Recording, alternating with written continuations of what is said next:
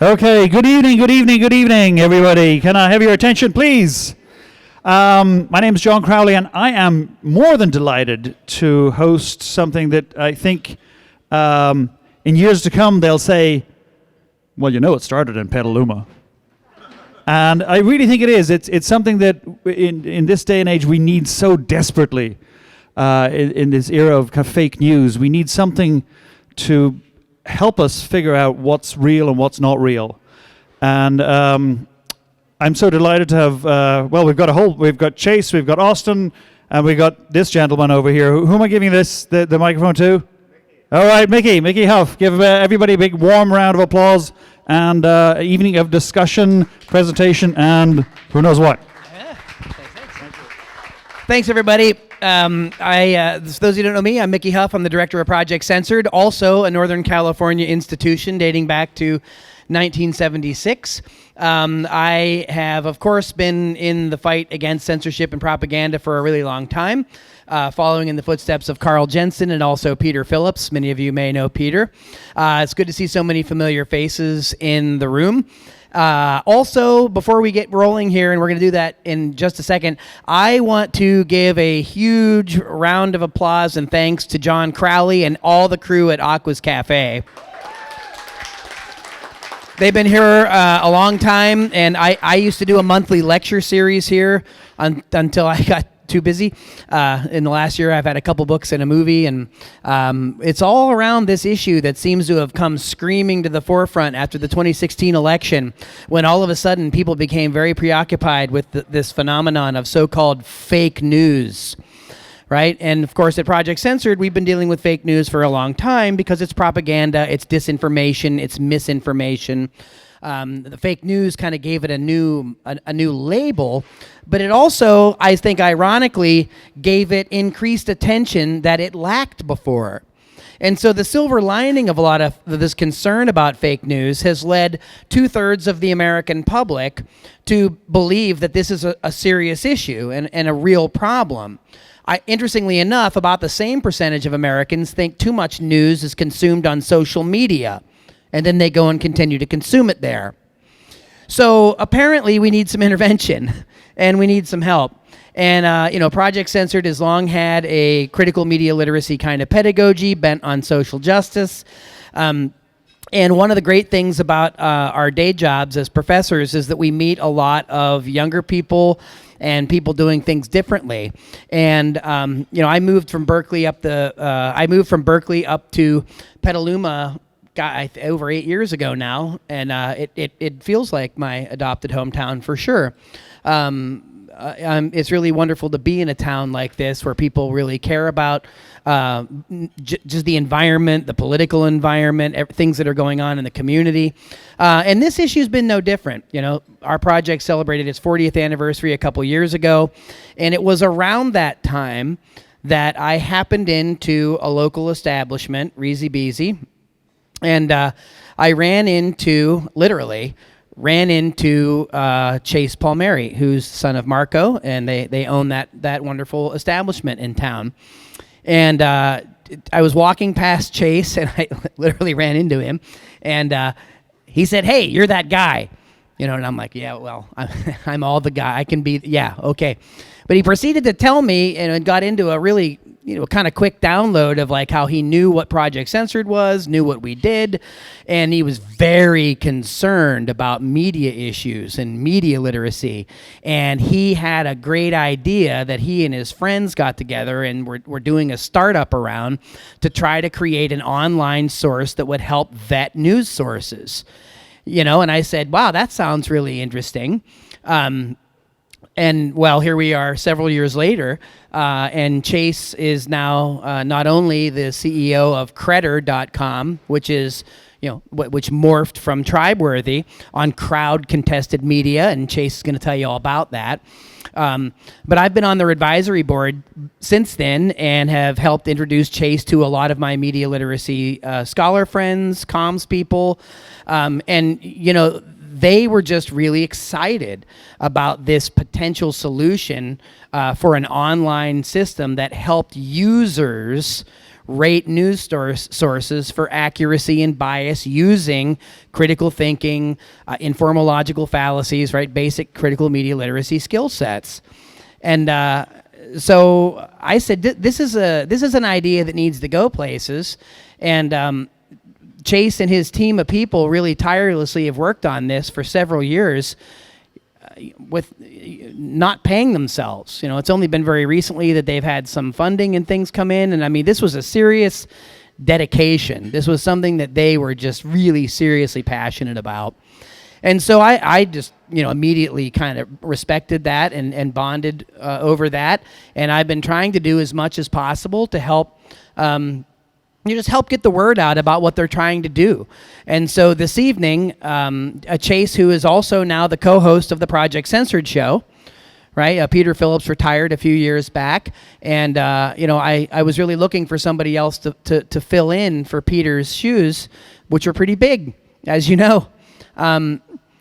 But I went the other direction, and I wanted to find somebody that was from more the millennial generation, on the younger end of the spectrum, because there's a perspective there, there's a different ethos, there's just new ideas, and I think that we always benefit from hearing new ideas, and I think Credder is one of those ideas that's come out of the last few years of Chase and his team's work, and it's an honor and a privilege to be here tonight to introduce Credder and Chase Palmieri and his team to you.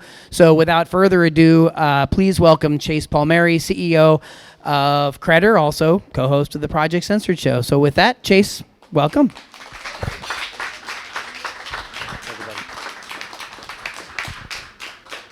Hi, everyone. Thanks for coming tonight. A lot of familiar faces, like Mickey said, and some people who probably just came to have a bite to eat and are now going to get lectured at a little bit.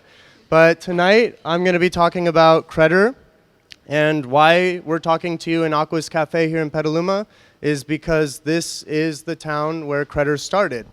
And so I'm going to go into the beginnings of Credder, how we got started, how we morphed from Tribeworthy into Credder, which I'll get into, and just why Petaluma is so relevant and why we're here today and where Credder grows from here. So as you can see, this is Credder. We kind of call ourselves the news review site or a media rating site. And really what the idea is that when news moved from newspapers to online, a few drastic things happen. One of those is that when news went online, the revenue model for news also changed because, as many of you probably know, the main revenue model for news online is advertising. And so now a journalist's main job is to attract attention and clicks, and unfortunately it's a lot less to do with the credibility of each story that they put out and a lot more to do with the quantity and clicks that they get with each story, because that's how they drive revenue. And so Credder's mission is to take the news industry from clicks to credibility. And we're going to get into how all that works, but first I wanted to touch a little bit more on the story and how we got here. So after university, where I went with my co-founder Austin Walter here, we graduated from Cal State Chico, and I got my degree in entrepreneurship and small business management. And then I came home and I didn't really know what I wanted to work on, so I figured I'll come home and help out with the family business, which is Risibisi, which many of you probably know, downtown Italian restaurant. And at the time, I was working there in just any capacity, waiter, busboy, but I was also running the Yelp advertising and the Yelp portal for our restaurant.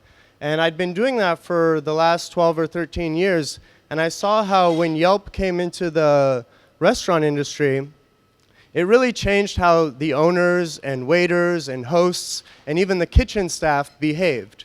All of a sudden, it went from turning tables and making profit to leaving every customer with a 5-star experience, because now everybody had a voice. Now every consumer had a way to hold the producers of the restaurant industry accountable. And so the whole ethos of how you run your restaurant changes when you think about generating traffic from, instead of passerby traffic, you think about, well, I want to have a really good Yelp rating. I want to have a good online reputation, and that becomes the way that traffic gets driven to your restaurant. And so while I was working at Risibisi and running Yelp and dealing and responding to each individual review and, putting on that happy face no matter how rude or maybe ignorant the review might have been. You respond and you deal with them, and it makes the restaurant better, because whether you want to hear the feedback or not, now you're actually getting it. Now you're being held accountable. And when you have a small storefront like Risibisi does, all of a sudden the reputation becomes the way that people find out about your business. And it's less to do with your location or bright lights or signage, but more to do with people finding you online. And so while I was working there and dealing with this and responding to reviews, like Mickey mentioned, I was very frustrated with what I saw happening in the media space, where everything seemed to be moving towards clickbait and sensationalism and just trying to generate traffic. And so I thought, well, why can't I review an article when I'm done reading it? I have something to say. I can tell the difference between a really high quality piece of journalism or not. I can leave a review. I can point out a particular bias or fallacy that I see in an article.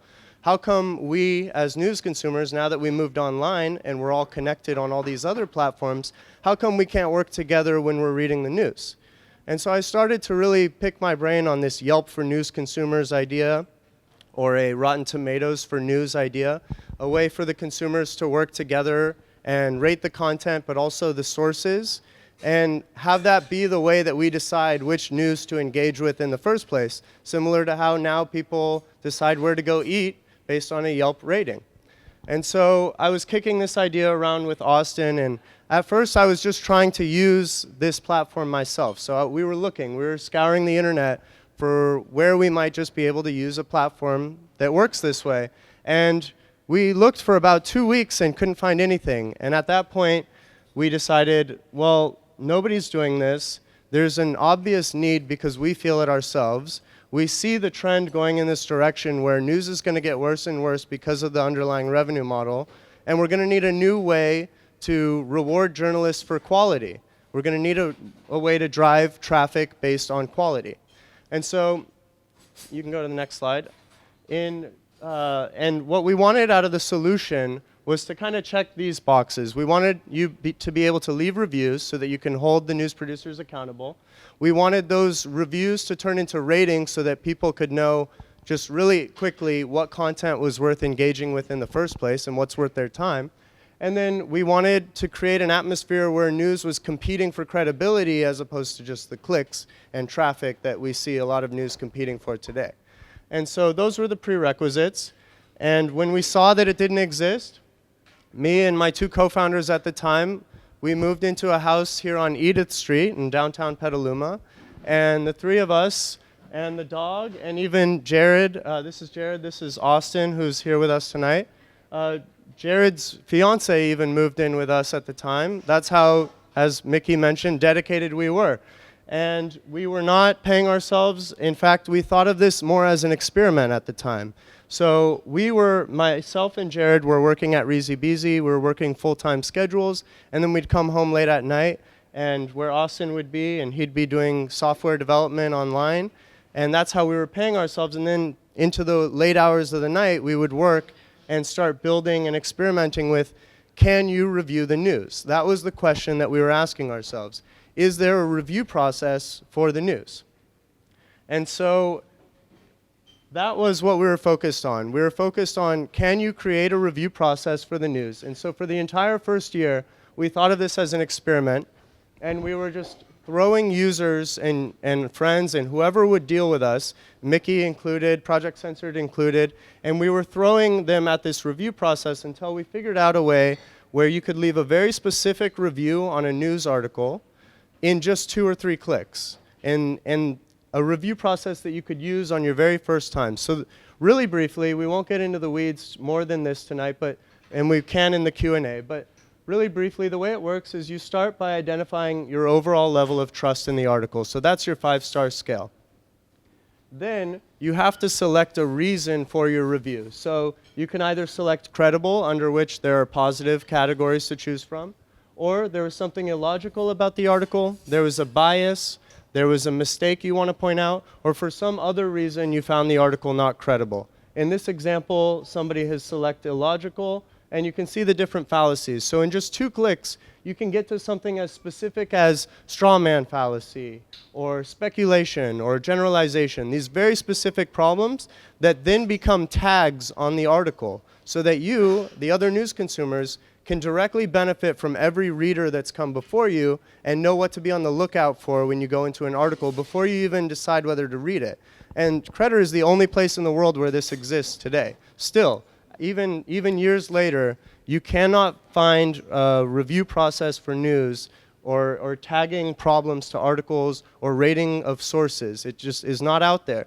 And so our challenge, which we'll get into later, is about how we get this out to more people. But the underlying process of can you review an article works. And what we found out is also that through some technology that underlies the platform, we can attach these ratings also to the sources that wrote the article, so the authors and outlets themselves, creating overall aggregate ratings for the sources, which in turn holds them more accountable, right? And hopefully creates an atmosphere where they start to care about their reputation scores the way Risibisi cares about its Yelp rating. So after figuring out that, okay, this is doable, this works, we've built it, we have a model, it's proven, I cold emailed Patrick Lee, the founder of Rotten Tomatoes. And I had to send a few emails, but after a while, he agreed to meet with me in San Francisco in a little hotel, in the hotel lobby. And I talked to him about this idea of a Rotten Tomatoes for news. And I showed him what we had and what we'd built. And at first he was skeptical, but really he credit to him, he took the time to sit down and really see what we'd built and understand how it worked. And he came away a believer. He decided, oh wow, well, Rotten Tomatoes for news really can work. And so he became our first advisor in what was at the time called Tribeworthy. We weren't Credder yet because we weren't funded. So at the time it was still an experiment. We were called Tribeworthy, and the reason was that we were trustworthy as decided by the tribe of users. So it was a Tribeworthy rating. Now they're called Credder ratings. And what happened later on is Hideo Rezi, who's a very famous entrepreneur and investor in Silicon Valley, he actually approached Patrick Lee when the problem got big enough that he decided he wanted to see somebody try to tackle it. Like Mickey said, the best thing to happen out of this fake news hysteria is that the problem has gotten big enough now that people are starting to pay attention to it. And that includes people in Silicon Valley. And so Hideo comes to Patrick Lee and says, hey, I want you to build the Rotten Tomatoes for news. And Patrick Lee turns around and says, I've got a team already doing it, meet them. And so what we did is we met, and for about 5 months we did this kind of training with them and proving ourselves. And eventually Hideo Rezi led our angel round. And that angel round was announced in press, including TechCrunch and these outlets here, as well as more.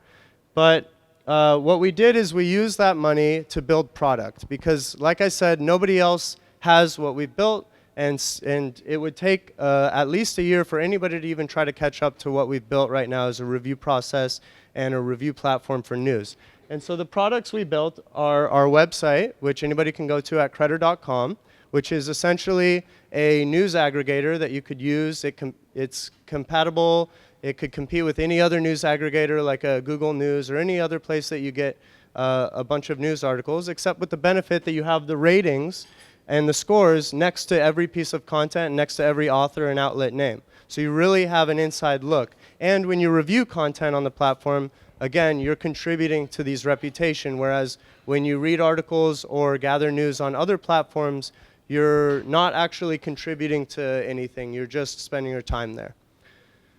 The other thing about our platform is that every single article, author, and outlet has a rating page. So like I said, where you have these tags, when you review an article, we display those tags, and we display a critic and user rating for every article, author, and outlet. So we have two types of ratings, critic and user. Again, it's similar to Rotten Tomatoes, where you have verified journalists reviewing under the critic category, and then the public, all of you, or anybody in here that's not a journalist, I should say, because we do have some journalists in the room.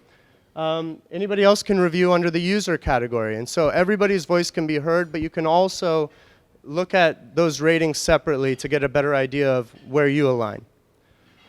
The other product we built was our Chrome browser extension. So what's really cool about this is We don't expect everybody to come to Credder.com every day to get their news. It's too big of an ask. There's too much competition and bigger forces out there that are going to win your eyeballs on a daily basis.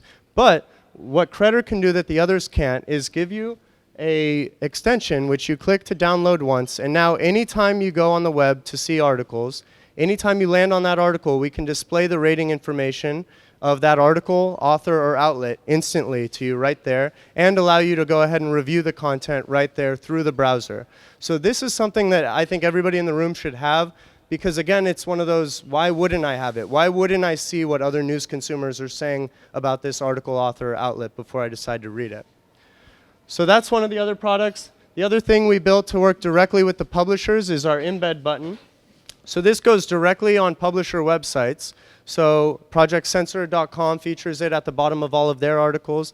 And the idea is simple. It's a button that when you click on it, it sends you to go ahead and review that article. And the benefits to the publishers are the same benefits that a restaurant might have by having their regulars be the ones that review them the most. You want the people that are already a fan of yours, already coming to your site every day, being the ones that help generate your reputation score, your rating. Another product that we built is the Credder Daily. So this is our daily newsletter where we send 5 of the biggest headlines to your inbox daily. This is, again, another product where it's a no-brainer. Everybody should just have it because we're just going to send you 5 of the biggest articles to your inbox, and you decide whether you want to engage with them or not. But we've found this to be an incredibly effective way of getting Credder users to come back and engage with the site daily.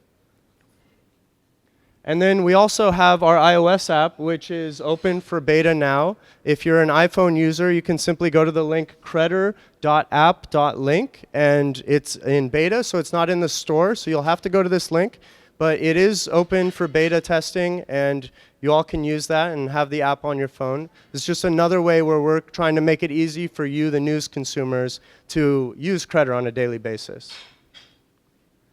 So since launching Credder in May of 2019, we've already generated hundreds of ratings for outlets and thousands of ratings for articles and authors. So this is not just that we have rating pages. This means that just with the user base we have today, we've already generated scores that are accurate for hundreds of outlets and thousands of articles and authors. And so now, the way that Credder aims to grow in 2020 is by licensing these ratings to web browsers, your Chrome, Firefox, Safari, all the different web browsers themselves, as well as other news aggregators, dig.com, Reddit, Google News, all of these different sites where they feature content. And as many of you know, a lot of them are actually under attack these days for, Congress is asking, what are you doing, Facebook, to stop fake news from being on your platform or from spreading on your platform? Well, a lot of these platforms are not going to want to try to tackle this problem themselves. We know firsthand that it takes a dedicated solution just to create this, the ratings for these pieces of content. So what we're going to be doing in 2020 is trying to partner with as many of these news aggregators and web browsers as we can so that they feature Credder ratings next to the content on their own sites. And that will be a way that we can grow our exposure and our user base, and it's also a licensing revenue model that will sustain our business. So that's how we're going to grow in 2020. I'm going to open it up to some Q&A in a bit, but some of the ways that you all can help is these 3 ways, really. In the effort to move us from clicks to credibility, the best thing you all can do is to actually be on the site and review articles, whether that's by just subscribing to the Credder Daily. Dave has a list back there. Dave, raise your hand. So he's got a list there. You just put down your name and email, and we'll do this for you. We'll make it very easy. We'll sign you up for the Credder Daily, and then you can review articles as you see fit.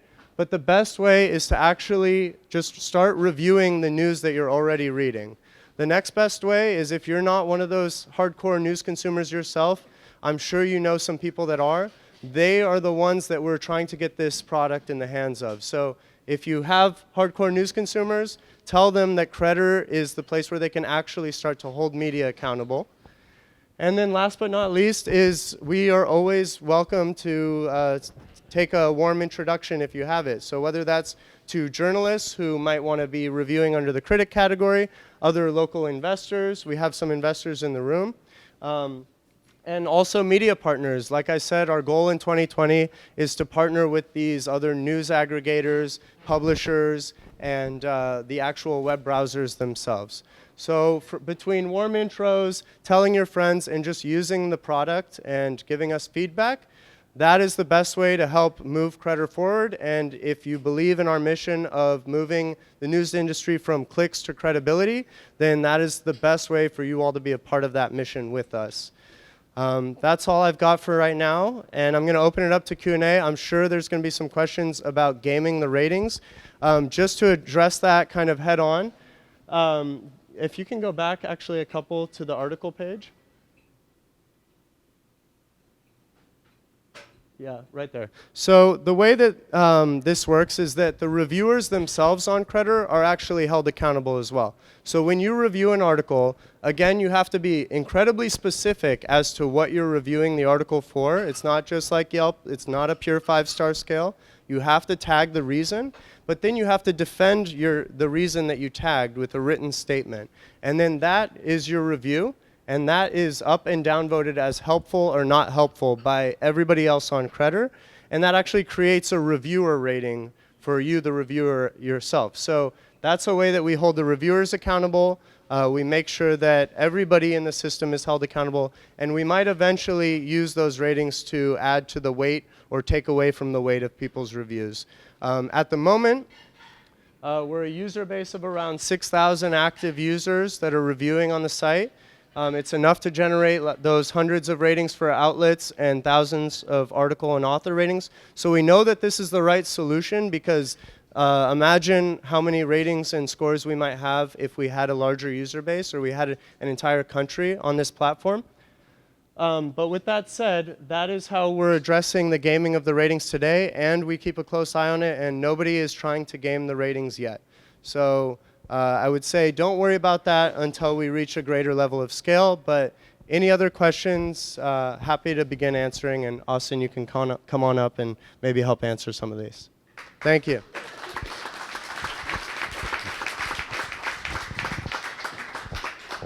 Yes, sir. I assume you don't want to be a waiter at Risibisi for all the rest of your life. How do you expect to make money flow in out of this, and to what extent do users have to pay anything?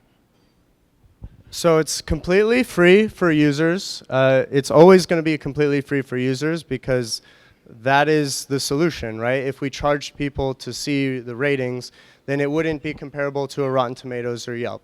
Now, we have a couple revenue streams. One of them I already mentioned, which is licensing the ratings. When we give a Facebook or a Twitter or a Yahoo News access to use our ratings on their platform, we are going to charge them.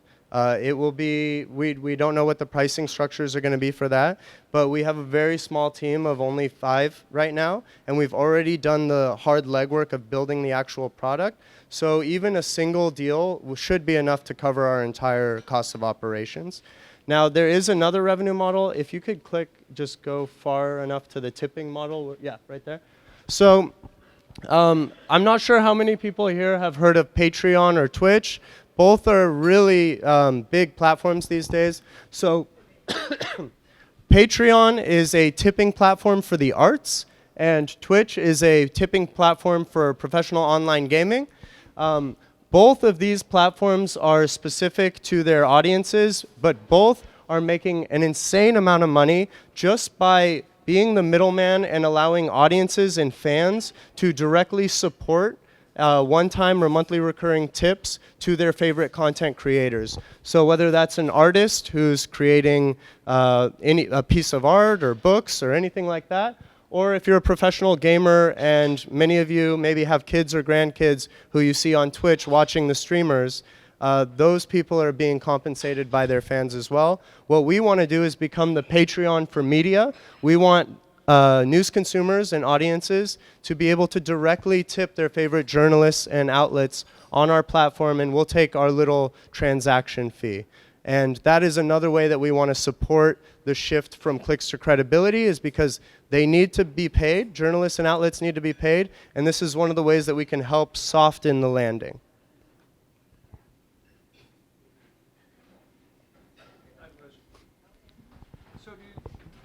So do you see kind of in the future it's going to be something like having a Credder index of 4.2 and different news media or news outlets having your Credder index? Speak to me a little bit more about that maybe, or maybe I'm projecting. Are you talking about like an IMDb style? No, something like I can imagine New York Times having the fact that Yeah. Okay. a 10.5. Exactly. Okay. Yeah. So the New York Times probably isn't an outlet that will care about their Credder rating for a long time. They might be the very last outlet to even reference that. But what you know about online media now is that anybody can be a blogger, can create a new website and start putting out content. And those people are really struggling with signaling their reputation and their credibility to new readers. A lot of people just stick to the same 4 or 5 mainstream outlets, even though they continue to fail us in many ways. But we stick with them because we know them. They're the people failing us that we know and we recognize. So the idea of Credder is to actually create this level playing field where smaller independent outlets and authors that maybe don't even want to go work for a big brand and just want to write their own articles on their own site can actually begin to compete with those bigger players, because now they're competing for credibility. Now, when their article gets a really high score, it's shown on Credder and it can be touted as receiving this high rating. And again, Credder's job is to drive more traffic to the quality based on the ratings. Now, another piece of the puzzle, which you kind of touched on, is this idea of them demonstrating it. I'm not sure if Aquis has it, but many restaurants feature the "People Love Us on Yelp" sticker on their door. We want to do something very similar for the publishers and the authors, where they can put a little embed button on their sites that will say, "People trust us on Credder." And then by clicking on that, your audience, they would be able to signal to their audiences that they're a trusted player in the news media space.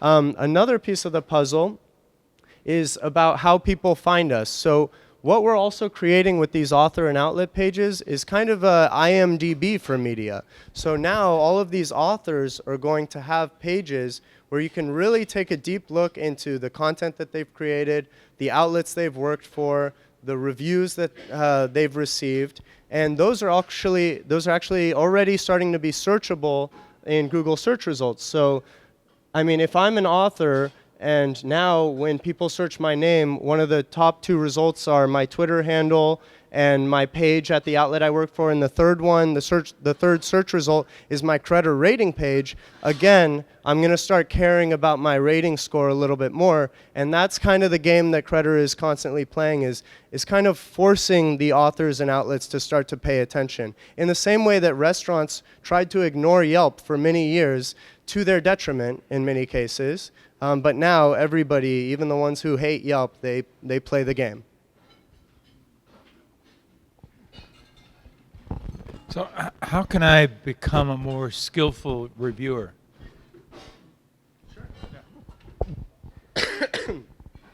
So when you review, you are learning as you review. So the thing about working with Mickey and Project Censored in the early days is that the review process itself, if you can go back to the review process, slide 3, I think.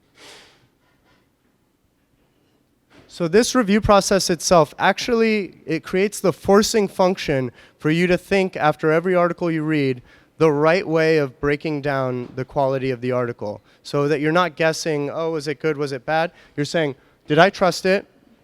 General feeling there. And then, okay, if I didn't trust it, it's probably because of something that is in one of these 4 problem categories, or if I liked it, it's for one of these positive reasons, whether it was investigative, it was well-sourced, or any other positive reason. And so what this is it's actually a forcing function to start to make you think more about logical fallacies and bias in the pieces. And what we've actually seen from Credder users is that this becomes really habitual.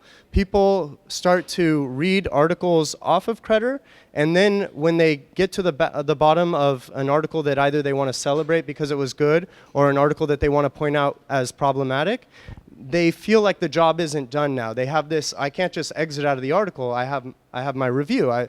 There's this second step now, and it becomes habitual. And so what I think is if you actually start reviewing, you'll see that you start to pick apart the pieces through this model, and you'll start to want to review the articles you read elsewhere. And then the other piece of this is that when you review, the rest of the community will be upvoting or downvoting your review based on how helpful it was. So you'll get to see other reviewers, and when they're upvoted a lot, their review goes to the very top of every page. And that's a way for you to see what a really high quality review looks like. The further down you go, the more you'll see low quality reviews. So that's a way for you to kind of see just at a glance what a good review looks like and what a bad review looks like. And actually we just introduced commenting on reviews too as another way of holding the reviewers accountable. So if you leave a review, I can actually now respond to your review. And so people will tell you, this was a great review, thanks, this helped. I wasn't going to read the article, but you said this, or I was going to read the article, but you said this. Okay, so, like for instance, stacking the deck, I'm not even sure what that means exactly. And straw man, I kind of have an idea of what that is, but it would be really helpful for me as a reviewer to be able to go someplace and get educated about those different buttons. Yeah, you're absolutely right. That's actually some feedback we've been getting. What we're going to do is just provide a way for you to hover over that reason and for us to give you a definition of what that is. So straw man fallacy, for example, straw person in today's age. A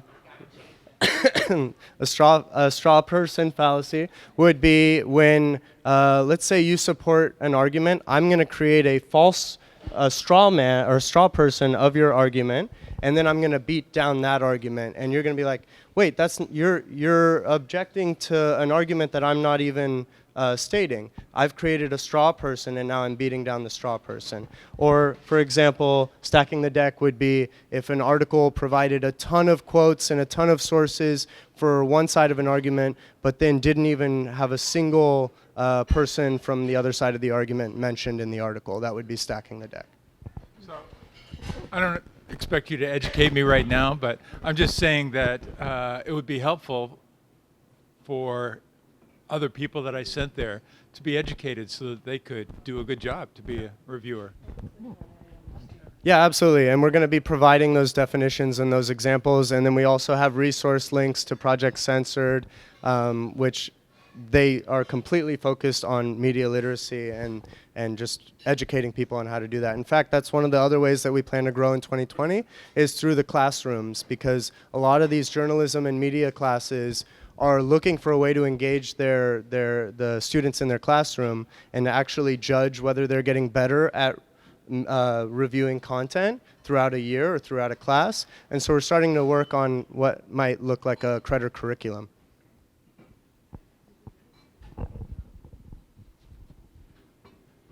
What niche would you say that this website is going to serve that's not already served by other news aggregates such as Reddit or Dig? I mean, it seems Reddit and some of those other websites are already user voted upon. And so what is the difference between this website as opposed to other news aggregates? Yeah, so I'll just talk about Reddit as an example. So Reddit already allows you to upvote and downvote articles, and it lets people leave comments on an article so that you can see if something is wrong with the article. However, what it doesn't do is it doesn't track this over a long term. So an article on Reddit can be posted multiple times in different places, and it's always separate and not connected to any of the other times it was posted or any of the other comments. So what we do is an article exists only in one place on our website. If a person resubmits it, it brings you back to the same page, so that for the lifetime of that article or that piece of information, you always get brought back to the same place so you can see the old reviews and see the new ones. And the rating is always applied to that article. There's never new ratings, so that you can see and track the lifetime history of the article and how it was responded to at the time and how it's responded to now. So that's really what we're bringing to the table that didn't exist before, is the ability to track the ratings over time. Yeah, just accountability in general. Anybody that wants to gather the news but also hold media accountable, you can't do that on Reddit. You can comment and you can do these one-off things, but... There's some people back there, yeah. Yeah, I also wanted to add that while we're bringing the mic back here, as media educators, we've used Credder and formerly Triworthy in a lot of our classes, including at our critical media literacy conferences. And so a lot of professors in our network have used this in classes, and the students are actually really excited about it. And we find that the students get more interested in looking and reviewing articles on one level because they're used to looking at the medium, right? And they're on these screens, and we could talk about why that's problematic another time. But the fact that they're there and they use them, they're more familiar with them maybe than other generations. And so it's been actually really positive, and I've been using this stuff in classrooms for the last few years. And overwhelmingly, my students think it's a really fascinating idea, and they stick with it long after the semester is over. And so, I think that's a really positive thing, because it means that they're going to be critical about what they take in, and they feel like they're part of a larger community. And so overall, in terms of education, it's been pretty positive. So I'm curious how you prevent this from becoming a vote for your favorite news outlet. I'm sure there are many people who go to CNN for their news. There's many people who go to Fox for their news. And, when I read something, I unless I fact check it, which I don't, I tend to believe certain news outlets. So how do I fact check an article that you send me? And, I'm trying to figure out, I have an internal bias. And how do you prevent it from becoming a Facebook post where your friends are either Democrats and Republicans, and you just argue that, oh, you're full of crap, and oh, you don't know what you're talking about, and it just becomes an argument. So I'm trying to find the logic on how does a regular person like us,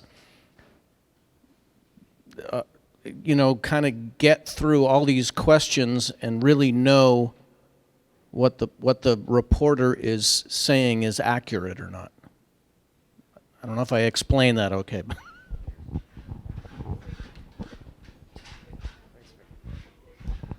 Yeah, no, that's a great question. So there's a few things going on. The first is, like I said, this review process is meant to pull out your internal bias out of it. You have to get specific. If you can't get specific, your review is going to look vague, and it's going to get downvoted by the rest of the community. You need to really provide evidence in your review in the same way that a journalist should be providing evidence inside the article.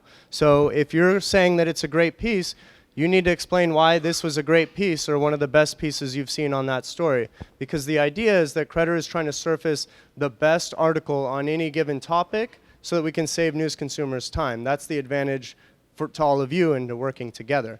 Now, the way that Credder works that's different than Facebook or these other social media platforms is that it's not a siloed experience. You're not seeing content based on who your friends group is. So the reason that we built Credder is actually that we saw these echo chambers and these silos as problematic, and we also saw that the only solutions being proposed at the time were Google and Facebook will censor stories on our behalf.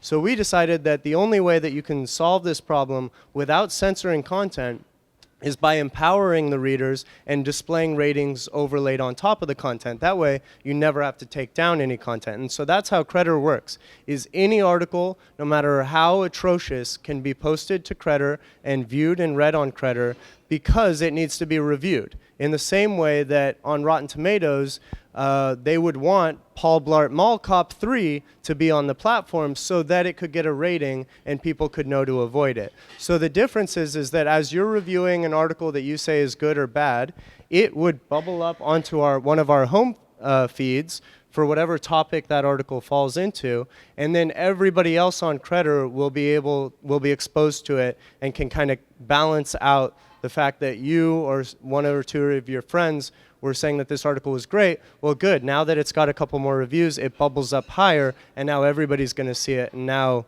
it's going to actually get even more ratings.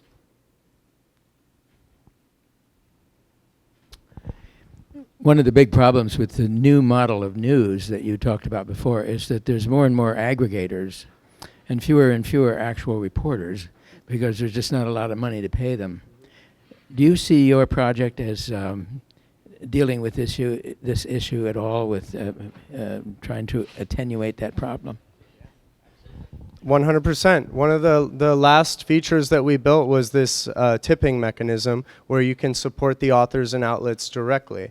Again, the idea being that if a large enough audience supports a particular journalist, that journalist might eventually be able to sustain themselves just through the tips coming from their audience on Credder, and they might no longer even have to work for a brand. This is the future that Credder sees and is trying to create, is one where the journalists actually no longer have to work at the New York Times because now they have their own brand through their reputation on Credder, and they have their own revenue model, which is a direct audience supported model. So that's absolutely the future we see. They're struggling more than ever, but the chase it's kind of a race to the bottom with clicks right now, and it's not helping them, it's not helping the industry. And as many of you know, just firsthand, but also you should know that the numbers reflect this as well, trust in media is at an all-time low. It's something like 83% distrust online media today, and in some specific cases even more. So trust is getting hurt. Their reputations are getting hurt, and we want to be the life vest for them to jump away from this constant race to the bottom of chasing clicks and to say, okay, I'm going to let all the other journalists chase the clicks. I'm going to try to be the most credible journalist I can be and generate revenue on Credder through that quality.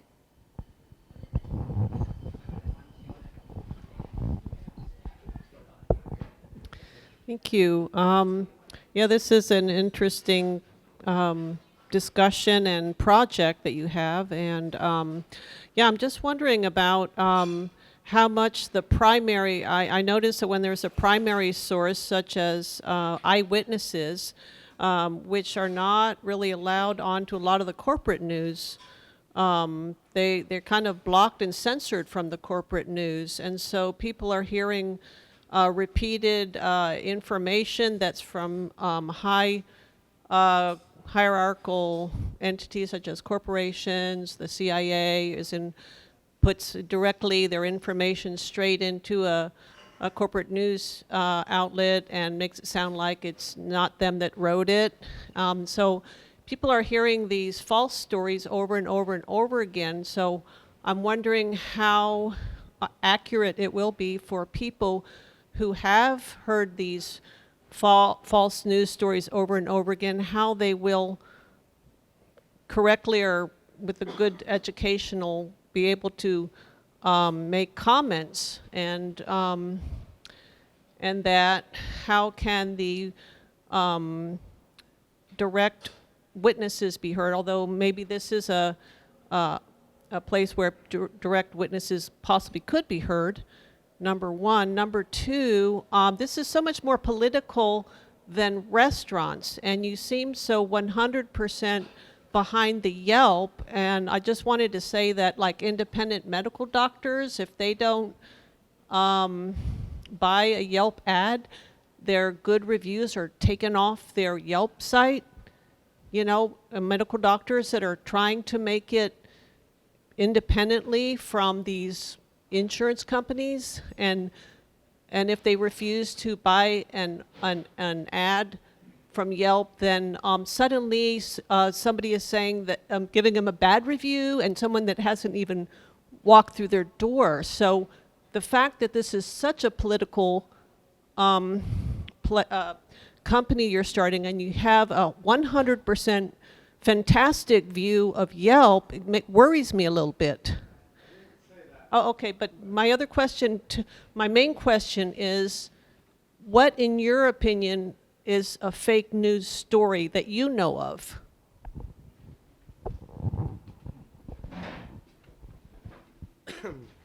So, like I said, I've dealt with Yelp for 13 years. So, just by dealing with Yelp personally for 13 years, I'm not a 100% fan of Yelp. I'm just saying that the model in that industry works. And again, our model is different because we're not making it subjective. So the idea of like somebody going to a dentist's office or reviewing a dentist's office and having never been there, that would never make sense here because you can't leave a review on an article without talking about the article, which means you would have had to read the article. So the way we've designed this is in a way that you couldn't possibly leave a coherent review on an article if you didn't actually read it.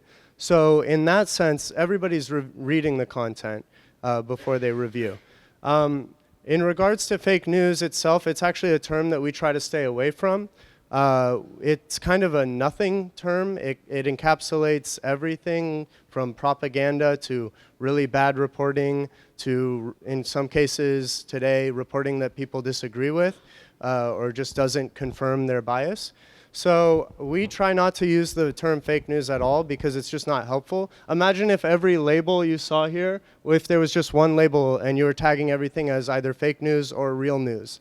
That's just not even helpful. So we don't, in the same way, we don't think that the term fake news is helpful.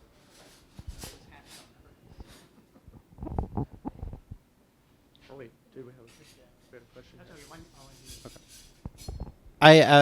I just had a quick question. Maybe I missed something. How do you prove that the person actually did read the article before they reviewed it? I mean, that is kind of an issue. Like, especially on places like Reddit, people just upvote something because they agree, even though they didn't read it, or they downvote something because they don't agree, even though they didn't read it. How do you prove that somebody actually read the article? So right now we're not doing that because of the review process itself. It just, again, you can't leave a review that's coherent. It would be so vague. You would just be, you couldn't even leave a really, you couldn't really leave a review on the article without reading it. It would be such a vague review that it would be downvoted by the entire community, and then your reputation score would suffer as a reviewer. So there's no incentive for you to do that yourself, but there actually is a mechanism for us to be able to do this through the browser extension. Like I said, where Credder is following you where you go to read articles, and we pop up that rating information to help you when you land on the article. We can build it out in a way where we make sure that you read to the bottom of the article or spent a certain amount of time on that article before you review it. It's just it hasn't been a priority until now because the reviews have been so in-depth and the readership and the user base has been so committed to actually reading the content before they review it. I think you were talking about confirmation bias, et cetera, et cetera. Do you have readers across the political spectrum? And how do you deal with the situation where there's just people who simply believe what they want to believe and that's it? And there's a lot of that these days. And it's very entrenched and it's essentially helped create the problem that we have. How do you deal with that? That's actually a really big point that Credder stressed in the early days. So first off, we have readers from every political background. If you just went to any kind of political article, you'll see that there are people who take different stances. But again, they try to provide evidence for their stances in the reviews. But then the other piece of that is about, it was about, the second part of the question was? The credibility, I mean, the people who are entrenched in, I actually heard somebody say, well, it may be true, but I don't believe it. Right, okay, so what's different about Credder, and this comes back to the earlier point, is that there are no silos. You can't get away with only hearing what people similar to you or your own friends say about an article. That is why every single page is public. Every article, author, and outlet page is public. And the reason for this is actually that we think the greatest way of educating people and changing minds is by letting them see right there all the reviews from people all over the political spectrum. So for example, you might be politically opposed to a reviewer, but if their reviewer was upvoted a lot, you're going to see their review at the top. You're probably going to read it, and now we think that that is the way that you can actually change your mind when it comes to these issues, because a lot of what we see in the media environment is left-wing media telling you that right-wing media is dumb, or right-wing media telling you left-wing media is dumb, and it's not helpful and it's not changing anybody's mind because you're already there. You're already part of the club. So what this does is it actually opens you up to have to actually deal with perspectives that aren't necessarily coming from your personal bubble. Yep. Oh, Dylan, do we have time for one more? One last question. Dylan, you want to come up and grab the mic real quick or meet me halfway?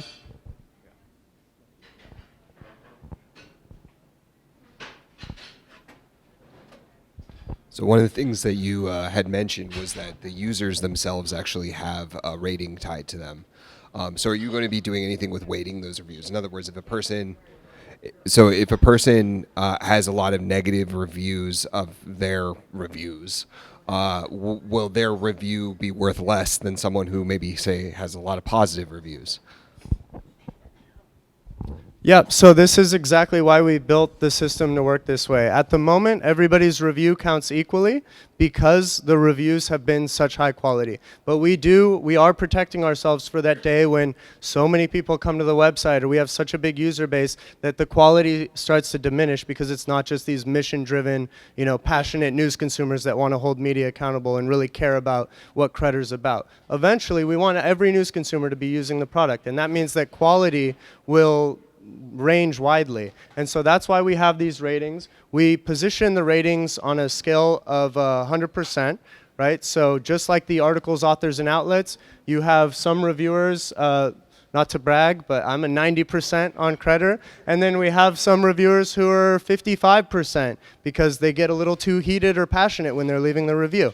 And so the reason that we have it set up in those percentages is exactly for the point that someday we might decide to make my review worth 90% of a review, 9 out of a 10 weight, and the other person's 55 out of 100 or 55% weight, so that we can actually make those ratings even more accurate and protect them in the long term. So we've really thought about this, is the point. Thank you, everybody. Appreciate it. Yeah. Give again, big round of applause for Chase Palmieri and his team at Credder. And if you haven't been there, go to Credder.com. And if you're interested in more of the critical media literacy education and pedagogy that goes behind it, Censored 2020 is here, as well as United States of Distraction, our last book from City Lights.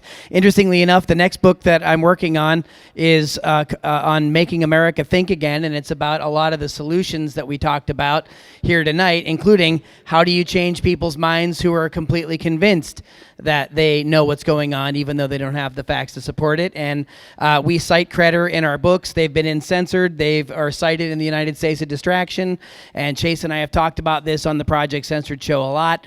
So I really believe strongly that this is one part of the many solutions that we need for information integrity as we move forward into the 21st century. And I invite you all to take part in it and go to Credder.com and, of course, tune in to us at the Project Censored show.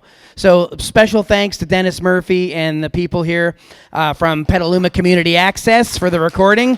It's always good to have local support and community media. So don't forget PCA's up here, and KPCA is 103.3 FM radio, your own hometown radio station. So with that, we wish you all a really great evening. Special thanks to John Crowley and Chase. And if you're associated with Credder in any way, just go ahead, raise your hand now. Dan, we've got a lot of people in the room who can answer questions if you want to mingle and ask some more questions. Or come talk to us. Thanks again, everybody. We really appreciate it. And again, thanks to John and Aquas and everybody that makes this community space available. Thank you very much.